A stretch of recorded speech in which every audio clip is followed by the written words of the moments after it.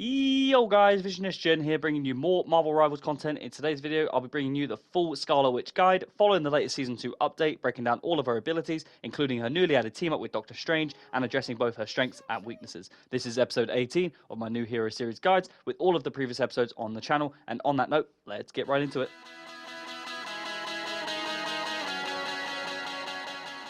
So first things first, Scarlet Witch is one of the best and most underrated duelists in the game in my opinion, someone that does just not quite get the credit she deserves, a final hit expert, an executioner is what I like to refer to as, someone that's going to be able to apply constant damage with her primary attack and other abilities, someone I think when in the right system can be one of the best duelists in the game for sure, and in this new Season 2 with the likes of the new team up, she is really effective. She has a base health of 250 health, which makes her one of those squishier targets for sure, likely to be one hit with a combo of the likes of Spider-Man and so on, but all round her damage output is insane, which kind of counters the likes of her weak health and her overall squishiness. Now, as for her primary attack, known as the Chaos Control, which is one of the easiest attack methods in the game to use, where she unleashes chaos magic on enemies to deal damage based on a percentage of their maximum health and restores chaos energy, which can power her abilities such as the Chthonian Burst, which I'll explain shortly, but allows her to deal more damage. Now, as for the range, you have a cylindrical spell field with a 3-meter radius and a height of 20 meters, giving this duelist a really good range output, so just all round very good for dealing constant damage. Now, as for the damage, it deals 8 per hit, with the attack having a 0.1 second per hit fire rate, so effectively you can hit 10 hits in 1 second, which effectively leads to 80 damage per second, which is kind of crazy, just considering how easy it is to use this primary attack, and also the fact that it has infinite ammo,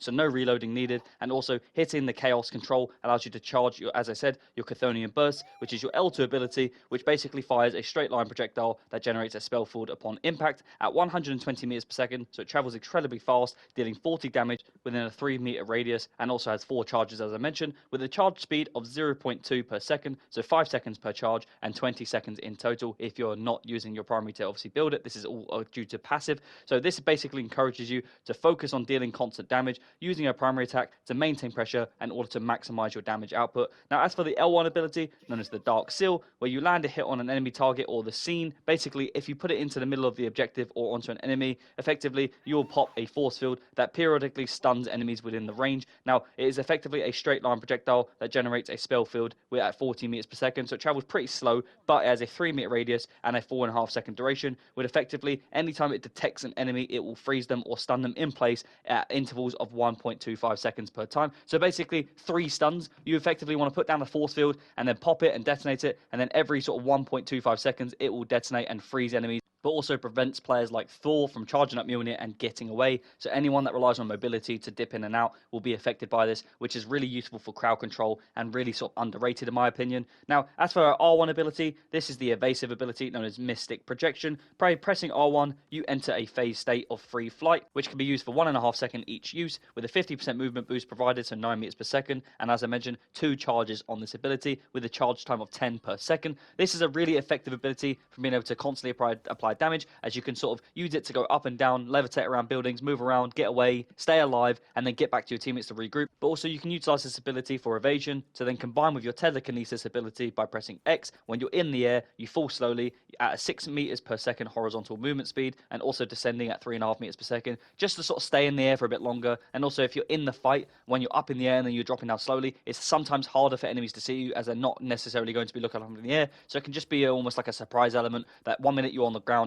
next minute you're in the air, falling down, dealing damage. So just a little way to sort of tips and tricks that I've learned along the way, and also allows you to access the ultimate really well as well. By combining R1 and the telekinesis, you can then activate the Reality Erasure ultimate ability, where effectively you engage in free flight whilst charging energy, and then you unleash it to deal a massive amount of damage, where you gain 100 bonus health whilst in this, has a 15-meter radius, where you then deal a 750 maximum damage, and it has a 4-second charge time. So you kind of need to sort of stay hidden before you use it, otherwise you will just get sniped. But once you're in the air, and as I mentioned, if you use the R1 ability to sort of start it off, get yourself into a position where you can sort of sneak it into the sort of the team fight, and then use the ultimate to then clear out an entire objective. That way I found it to be most effective, and as you can see in the gameplay, you'll see exactly how I'm sort of using it and how I found it to be most effective and also impactful to win team fights, but also more importantly, win new games. Now finally, as for the team up ability, the newly added team up known as Sorcery Bond, it was previously Chaos led, but now it's all Sorcery led, and it's all with Doctor Strange, where he shares his arcane mastery, replacing her previous previous Chthonian burst ability with Mystic Burst, where effectively, upon activation, you hold down the attack button to unleash a rapid and relentless salvo of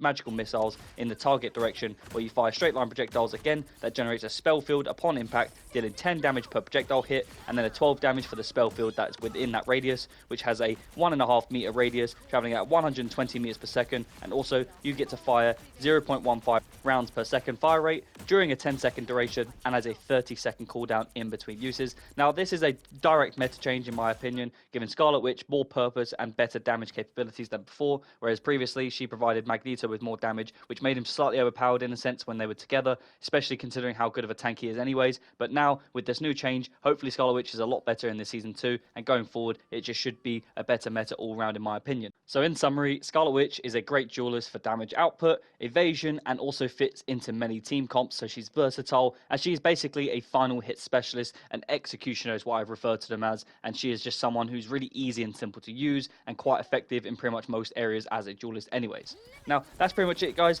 If you enjoyed the video, that's the full guide for Scarlet Witch. Don't forget to like and subscribe, and if you have any tips and tricks that you've learned along the way, or so far in Season 2, let me know down below in the comments. I'm VisionSGen, and I'll see you in the next one.